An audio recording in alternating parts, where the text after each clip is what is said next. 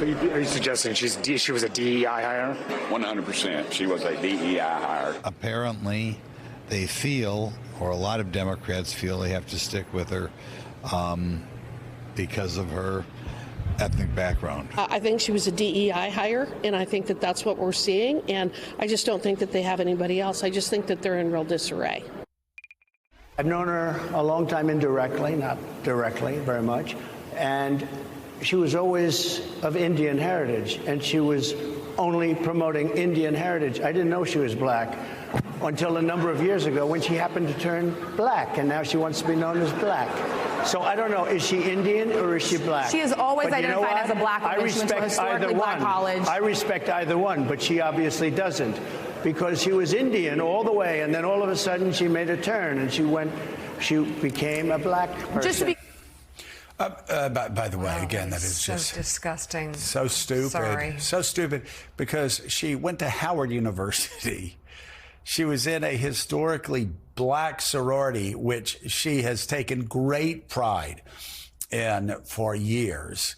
And as far as a guy like Donald Trump questioning her intelligence, a DA in San Francisco, the attorney general in the biggest state, population-wise, in the country, elected attorney general, then elected United States senator. I mean, they both have been in court. Donald Trump has been in court, accused of crimes or... and those members of Congress. She's been in court prosecuting. Yeah. So. Yeah, I mean, I stack the careers of every one of those people that said she was a DEI hire up against Kamala Harris, and you just give the applications of those people to any law firm, to any business, no names, no faces. They would look at all of those resumes and they would pick Kamala Harris in a second. It's just, again, it's just a racist lie. It's race. Hard to watch. Republican lawmakers, Donald Trump and some party members have used Harris's biracial identity and the existence of diversity, equity, and inclusion programs to degrade and downplay her qualifications. It's a story very familiar to former WNBA president Lisa Borders, who writes about it in a new Substack article entitled Kamala Harris, the Divine Nine, and Dismantling the DEI Dog Whistle. And Lisa joins us now. It's great to see you. Tell us about the DEI dog whistle and what are they attempting to do here? Well, good morning, Mika, Joe, and team. Morning, Joe. It's great to be with you. And here's what I would tell you all, that when you hear someone trying to turn DEI on its head, this is an effort by folks who, number one, don't understand it, number two, who fear it. And anytime you see fear, you see people behaving in this very poor way. It is racist, it is reductive, and it contemplates that for one person to move ahead, someone else must move behind.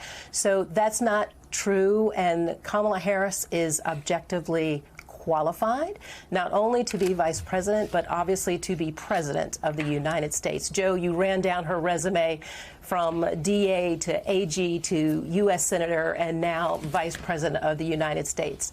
What are these people talking about right now? Lisa, this is Gene Robinson. Vice President Harris, there was a brief response from her campaign to what Donald Trump was saying at NABJ, and then they've just sort of brushed it off and not engaged in this ridiculous, I guess, debate. It's not really a debate. Do you think that was the right course of action? Do you think she's right just to sort of kind of do the Jay-Z number and brush your shoulders off? Right. Hey, Gene, I absolutely think it was the right thing to do. If you engage with it, you give it oxygen, you give it air. You don't put out fire with fire. You put out fire with water. So for her to pivot and go back to policies and remind the American people that this race is about policy. It's not about personalities, or it shouldn't be about personalities. It should be kitchen table issues that everyday Americans are worried about, of every stripe, political party, ethnic, cultural background. So this notion that Donald Trump and the political folks on his team feel like they need to make personal attacks just demonstrates they're losing. They are desperate. If you look at what Kamala Harris is talking about, we can have a spirited debate about the approach to immigration or economic policy or inflation. We can talk about all of those things. We do not need to revert to gender, race, or ethnic background.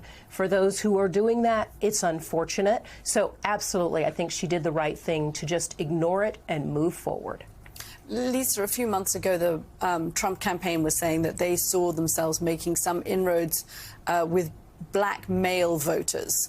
And actually, the Biden campaign was worried about some of those numbers, suggesting there'd been a drift of some, not huge numbers, but some black male voters to the Trump side. Do you think that with having Kamala Harris at the top of the ticket, that changes that equation? I do think it changes that equation, Katty, and thanks for the question. What I think that Donald Trump and his team were attempting to tap into is the perceived anger on the part of black men. They are angry, yes. The world is not as we all would have it be for anybody right now. That's why we need Kamala Harris in the White House.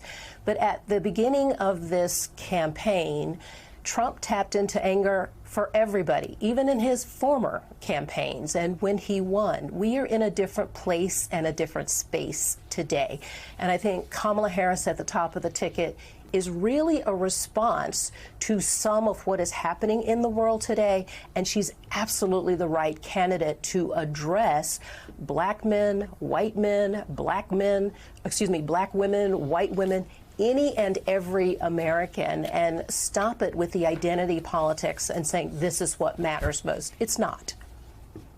Got to call it out. You can read the new piece online for Substack. Former WNBA President Lisa Borders.